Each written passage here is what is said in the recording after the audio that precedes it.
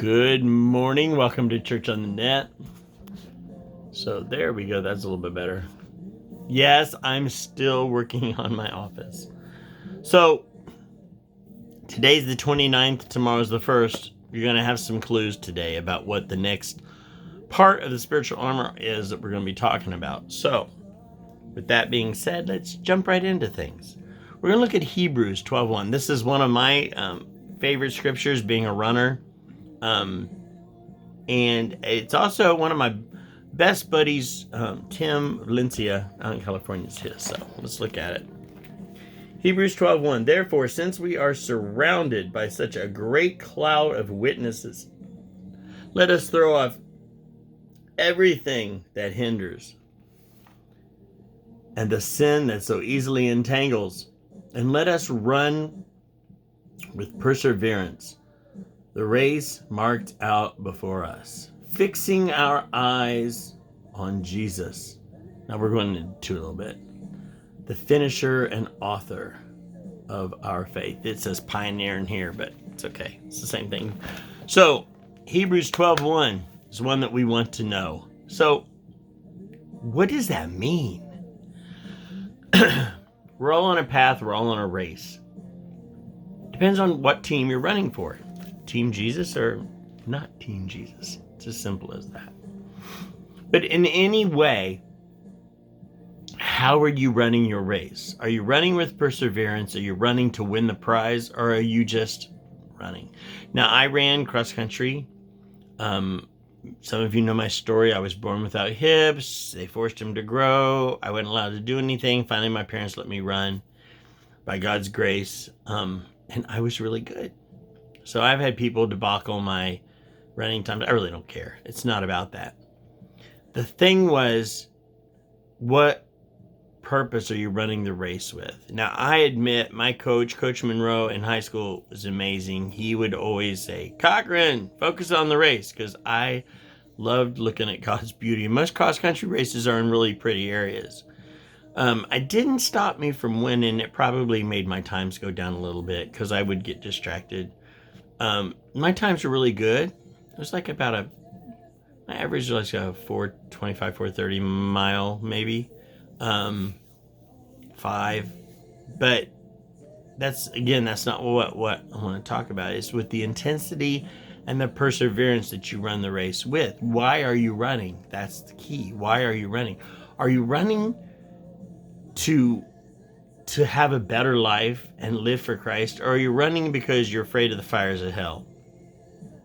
One is going to give you much more fulfillment in life, and one is just going to frustrate you because it doesn't work that way. I'm sorry, guys, it doesn't work that way. Running for the fires of hell may slide you in the door, but you have no victory, and you're not running for the right reason, so that victory may be false. I remember running for races that you got a prize at. You got a big prize. There was one race that we ran that I knew I wasn't going to get the main prize, which was a Mercedes-Benz. Ain't going to happen. But it could have maybe. But we ran for the lesser prizes and for the fun of running with each other.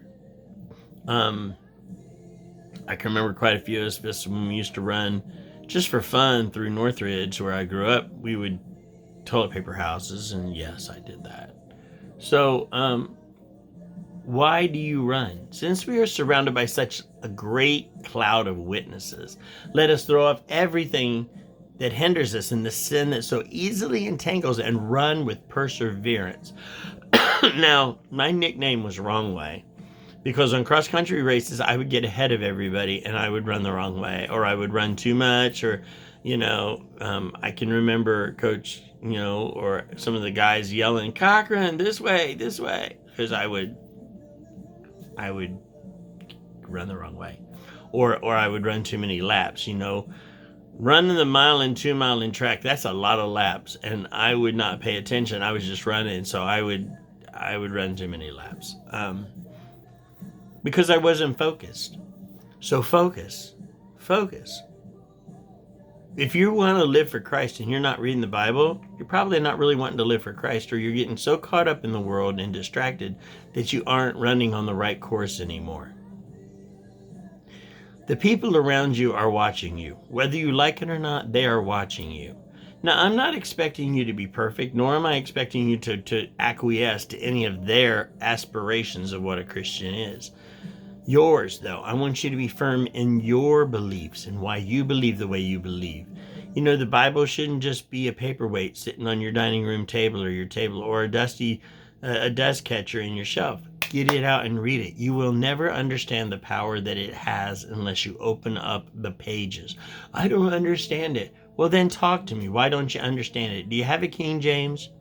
Do you not understand? Let me send you an NIV and let's work together for you to understand it. It's as simple as that. Well, the King James is the only Bible. People, no, it's not. It's not. If you want to get that realist, then you better start learning Greek and Aramaic and learn the Torah. Yes, the Torah that our wonderful Jewish friends still use today, that's part of the Bible, the Pentateuch. What do you want out of your life? Do you want to know Jesus, or are you just playing the Christian game? Because playing the Christian game won't work, and Jesus doesn't like it anyways. He wants real people. He wants real people with a real heart. So what do you want today? What is it today? Are you willing to throw off all those hindrances and avoid the devil who so easily entangles? He's such a jerk. He's such a gravy-sucking pig. Some guys laughed at me when I said that, but it's true. He is. What do you want? Do you want Christ? Do you want to understand him fully? Or are you just going to believe what everybody else says and never actually try it? Well, I went to church and they told me. No, yeah. Okay, read the Bible. See what it says. Don't base it on what some church did, because churches are full of sinners. And you know what? I love the church. I do. But I also know that it doesn't always teach the truth. You have to know it for yourself. Choose for yourself this day whom you will serve, Joshua says. Not anybody else. Don't choose for anybody else. Choose for yourself this day in whom you will serve.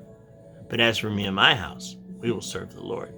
Know your word. If you don't know it, I'm here to help you. I'm not going to give it to you. You're going to dig it for yourself, but I will help you. I love you all. Hope you have a great Sunday. And we're getting ready to start the next phase. Did you get the clue? God bless you all. Have an amazing day.